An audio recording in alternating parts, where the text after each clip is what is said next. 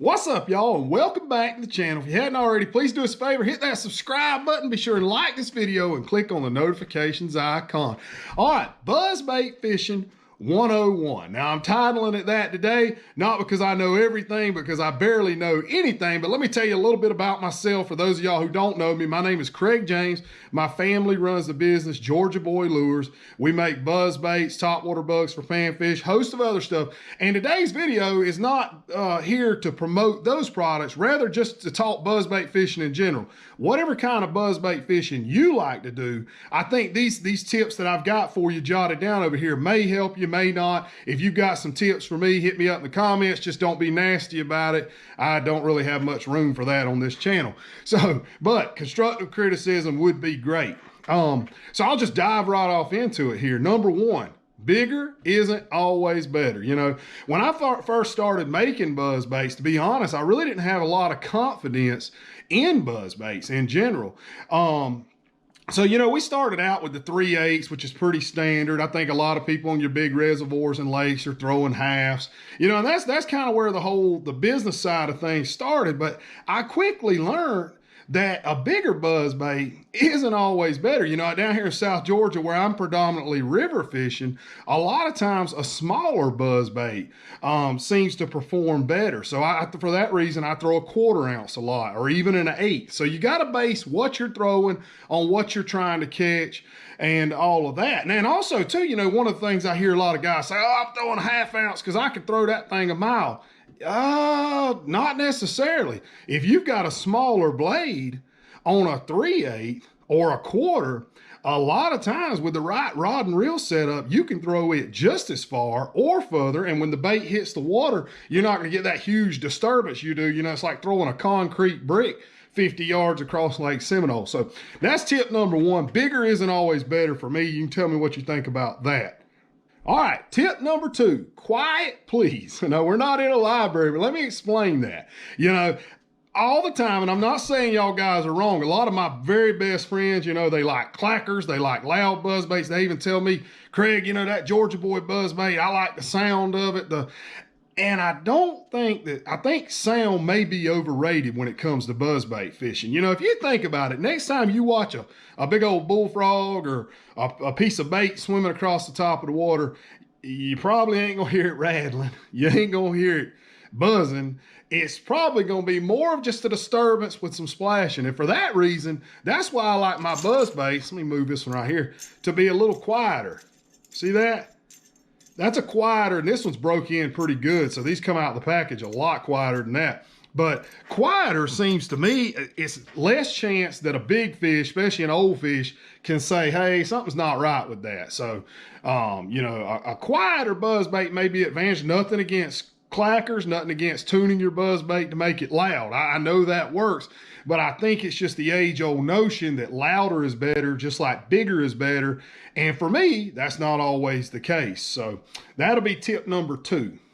All right, tip number three, when to throw it, when not to throw it. Now, if I had the answer for that, obviously I'd probably be fishing on the pro tour right now.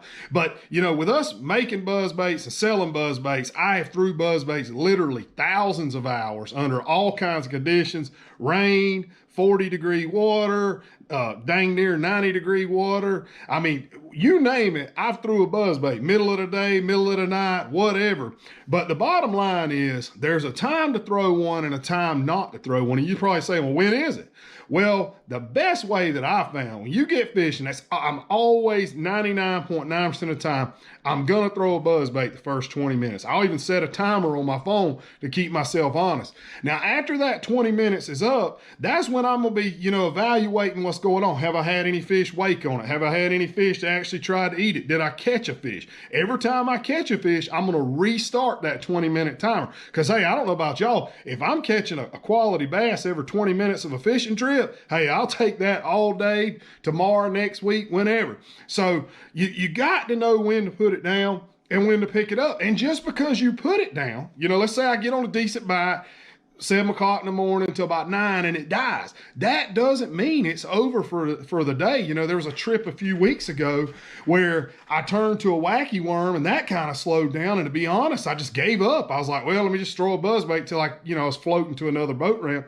I said, let me throw a buzzbait till I get out of here and just, try to hurry the trip along. And boom, I started catching fish. So that right there illustrates the fact that you could pick one up anytime. Pick it up at 12, pick it up at 2, but keep yourself on that clock, and you can go longer than 20 minutes. You could go an hour, but if they're not doing anything, you got to be disciplined enough to put it down, or you're really going to limit the amount of fish you catch. It's one of those bites. It's a lot like, y'all know I love topwater fishing for redbreast down here in South Georgia. They're either on it or they're not. You're not going to make them be on it. So that's a tip in itself right there. Know when to throw it, know when not to throw it. All right, tip number 4, you got to show them something different. What's weird to me, you turn on Major League Fishing or Bassmaster or whatever, all of those guys have 150 different kinds of worms and 150 different colors they're going to recommend to you, largely in part because that's what the sponsors want them to do. But then when they break out their buzzbait box, let's see if it's usually something like this. I throw a white one with a such and such swim bait, blah, blah, blah, ½ ounce, this, that, and other. How can that be the right buzzbait for every situation? It's not. And the reason that they're promoting that one, I can tell you why, it's because most of the buzzbait companies out there, they've only got a couple of designs, and really the only quality ones are in that ½ ounce range. So they're sort of promoting what that lure maker has and what they're being told to promote. But, we seen this year, me and Colt fishing, me knock my rod off, show y'all that in a little bit. But we seen that changing up the size can make a big difference. Let's see if we can get a look at these. Let me see if I can turn the blade. So you got the 3/8 right here and the 1/8. Look at that size difference. But explain to me why a few trips in a row, Colt was catching all the quality fish. Well, I can tell you why. Listen to this. This is the 1/8. Hear that? Now listen to this 3/8. Big difference. I'll do it again. Kind of hard to hit that blade. It's a sound difference. It's a different look. It's not as intrusive. It's not, causing such a disturbance. And some days that's going to catch you more fish. Some days it won't. Some days the bigger one.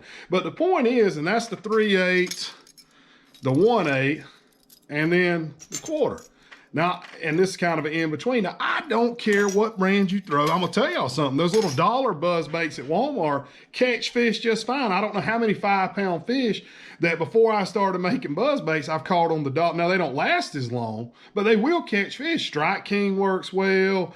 Cavatron's a great buzz. I mean, I could go on and on. And I hate to say this, especially since we sell them, but a buzz bait is a buzz bait. Now, you got to have confidence. The ones I pick up that I make, I've got confidence in. If you're throwing a Strike King, you got to have confidence in it. And you need those different sizes, those variations. Some days, and when I talk about showing them something different, just like this, I don't want to come with a shad body and a silver blade or aluminum, whatever. No, I want the gold. I want something that the last guy probably didn't throw. Right here, you say, well, that's just a black buzzbait. No, not actually. That's like a black chrome blade. That's going to reflect differently in the water than, say, a black blade does. It's going to be a whole different. You're going to get a little bit of shine with the sunlight. It's going to look a lot like some sort of reptile going across the top of the water. So showing them something different, those subtle differences, and this has been a hot color for me. I don't care what brand you throw. You need to find one with a purple blade. You need to give it a go this coming up year. I have caught so many big fish this year as we've been testing the Voodoo Buzz out. But anyway, so that's another tip for you right there. All right, next tip for y'all. Blow-ups aren't always good. Now, I know a bunch of people, that's why you throw a buzzbait, myself included. Nothing fires you up. You're, coming along the side of that cypress stump and kaploom. I mean, just a, explosion. But here's the thing about that. That strike can tell you a lot about what the fish is thinking. That fish didn't quite know what he was doing. Is this that I'm about to attack? Is it going to hurt me? Am I going to be able to eat it? What is it? The strikes that tell me that I'm throwing the right bait is when my buzzbait's coming along and then click, a fish comes up, grabs it, pulls it down, clean hook set. It's almost like fishing a worm. You're reeling along, you know, the buzzbait's buzzing, bzz, and then you get that click. You know what I'm talking about? That tells me that fish knew what he wanted. He knew what he was doing, and he killed it clean. That's always a good sign to me that I'm throwing the right size, right color, etc., etc. All right, next tip for y'all, burning it down. That is not a good thing, not in my book. When I'm throwing a buzzbait, I don't care if it's the middle of summer, if it's the middle of winter, I'm always gonna start out slow. I feel like bigger fish are gonna react more to a slower moving bait. Plus it's gonna help with your hookup ratio. If that thing's rolling real slow, even if he comes in and kills it, he can get a good angle on the buzzbait, you know, make a good hit. I find the slower I fish that buzzbait, as opposed to say, you know, if I'm burning one, you end up maybe missing or losing you catch 70%, lose 30. The slower you're going, that ratio is going to go up. Now, you're still with buzzbait fishing. You're going to miss fish. You're going to lose fish. It's the nature of the game. But by slowing down the presentation, I think it really ups your odds, helps you get a good connection. Let me see what's next. So that's it for that tip. Equipment. Now this is a whole nother deck of cards, and everybody's got their favorite setup. But I want to say, you know, if you're fishing a buzzbait on a broomstick, a real stiff rod, that may not be the best way to go. Now, if you're in a bass boat on Lake Seminole where you can jack him back, burn him in, your buddy net him, absolutely. But if you're a kayak fisherman like me, I really have got where I like a medium setup as of late. Now I'm using braid, I'm using 30-pound braid tied straight to the buzzbait, but I like that medium setup rod because here's what happens. I set the hook really hard, so I get a good drive. Let me sit this down. I get a good drive with the hook. Then that medium action, that's the second part of the fight. It's helping me to, as the kayaks turn, and if you watch some of our videos too, and anybody's videos, fighting a fish in a kayak, you're liable to move 10 or 12 or more feet. So that medium rod just kind of adjusting. It's giving that, it's keeping that joker pin tight. It's gonna keep more fish on the hook. So you may want to think that, I'm not saying that's right. Like I say, all these tips are just things that I found work for me. So that's another one for you. All right. Confidence catches fish. This may be the most important tip of all. It's something we all know and we say it, but do we really believe it? I find myself sometimes, hey man, I'll get on this Macho Minnow buzzbait. You couldn't get me to cut this thing off if you gave me $20. Then some weeks, it's the Blackout Buzz or the Voodoo or whatever. And of course, these are all products that we make. And the same goes for whatever you fish. If you're throwing that, dollar buzzbait from Walmart with a white and chartreuse skirt, and that's what you've got confidence in, don't flip to the black. Not if it's working, believe in what you're throwing, believe in what you're doing, because that's going to catch more fish. That's going to keep you focused, keep you ready. So when the bite does come, you connect, it all works out every time. So that's another tip.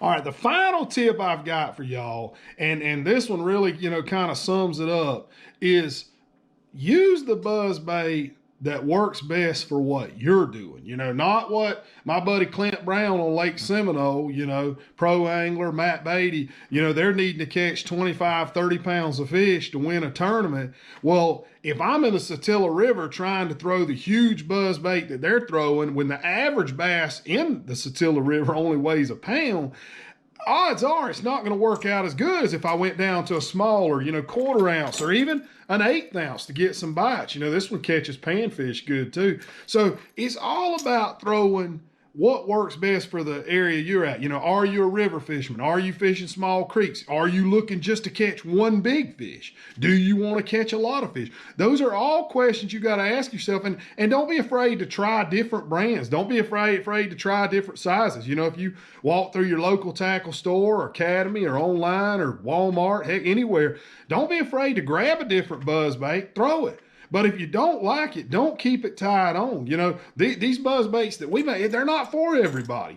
Some people aren't going to have confidence with them, and that's okay. You know, some people are only going to want to throw a half ounce, something smaller. But this is like I say, Buzzbait Fishing 101, the simple things that I've learned that I hope help you. So appreciate y'all tuning in. If you hadn't already, please hit that subscribe button. Be sure to like this video, click on the notifications icon, and we'll see y'all next time out on the water.